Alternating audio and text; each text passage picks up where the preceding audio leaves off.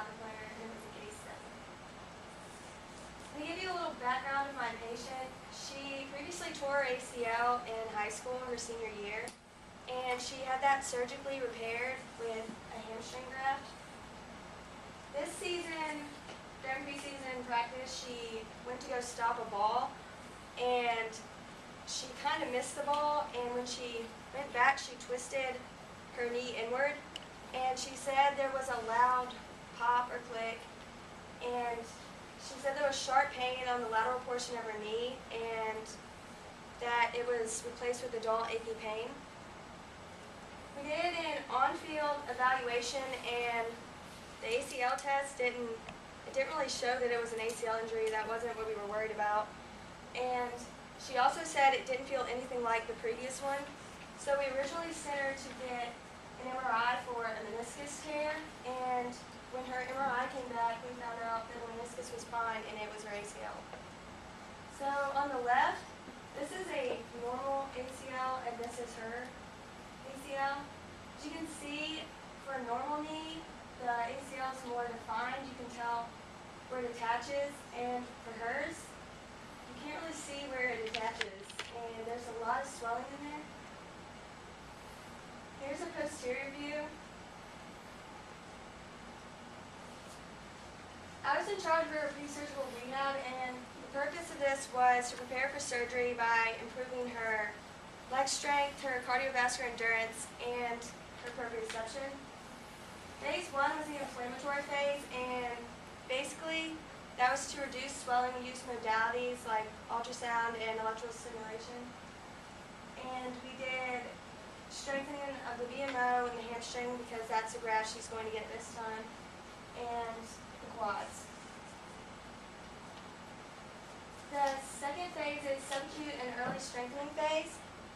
This is where I added some proprioception exercises like cup touches, and this is where a lot of the exercises were strength-wise, like hamstring curls, knee extensions, leg press, and four-way hits.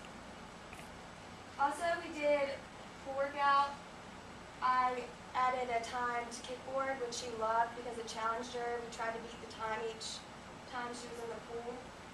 And we did bike with resistance. So we added the levels, and she had to maintain a certain speed throughout the bike riding. And towards the end, I added treadmill with incline because it challenged her in a different way, and she was really sick of the bike.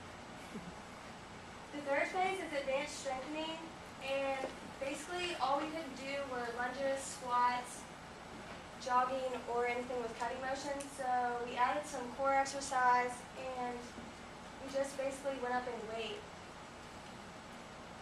These are her results. I tested her in the beginning and in the end, and her differences, she improved a lot. She could do 110 more pounds on leg press, 55 pounds more on hamstring curls, between 5 and 25 on the four-way hits. She did 27 more push-ups, had 7 more cup touches without putting her leg down, and she improved her pull time by 44 seconds. My clinical question was, which ACL graft, the hamstring or the patellar tendon, is the best choice for female soccer players in the short term and in the long term? While doing research, I found this quote, and it really described what an ACL graft should be. It says, the ideal graft should have similar structural and biomechanical properties as a native ACL. It should permit secure fixation, allow for rapid biological incorporation, and limit donor site morbidity. Basically, the ACL graft should be as close to the original ACL as possible. There are certain indications for each graft. The patellar tendon, it says you should be less than the age of 25. It's better for female soccer players, and it's better for athletes who participate in a sport that has cutting or pivoting motions. The hamstring graft, on the other side, is stronger, and basically you can't have it if you've had any problems with your patellar tendon, if you have a narrow one, because that's like putting a rubber band where a bungee cord should go.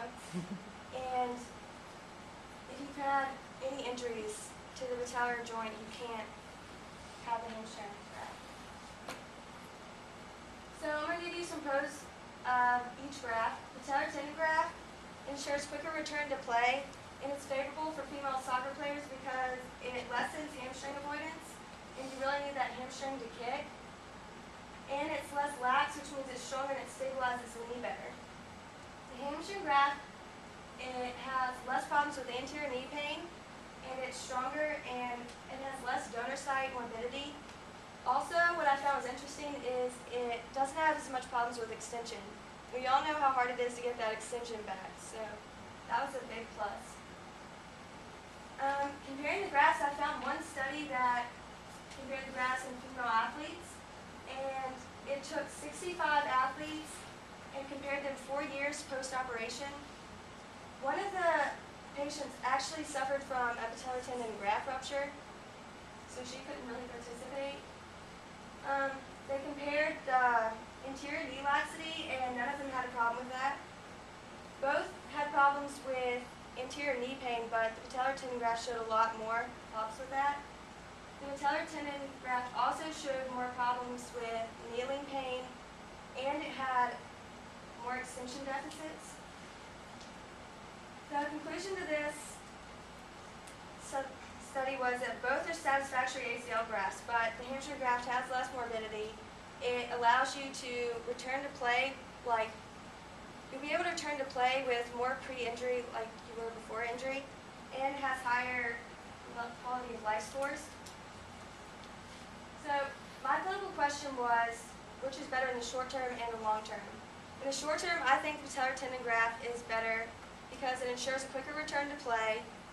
It's better for cutting motions, but you have to worry about those long-term problems like the graft rupture and the knee pain. In the long term, I think the hamstring graft's better because it's stronger and you have less problems with anterior knee pain, and it has better quality of life scores. However, I also think there needs to be more research done on this topic, comparing them. I found a lot of articles that said stuff about each graft, but none comparing them. This was the only study I could find. So I really think more studies need to be done comparing them so athletes know which graft is better for them to have.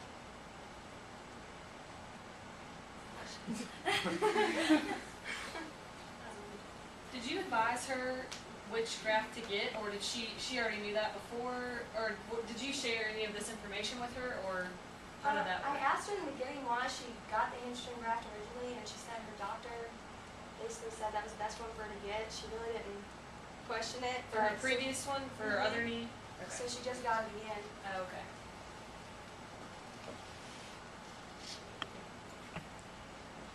Did you make any changes to your prehab knowing she was going to have a hamstring graft? Did that influence what you did in any way? We did a lot more hamstring strengthening because of that.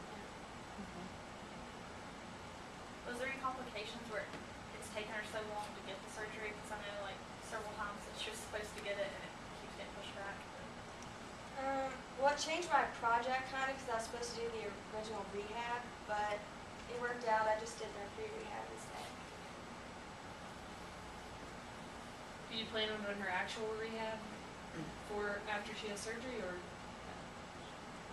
I don't think she's going to be here, but I would if she came back.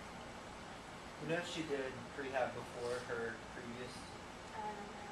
It'd be kind of interesting to see how her rehab goes now. Since Yeah. She did have the prehab.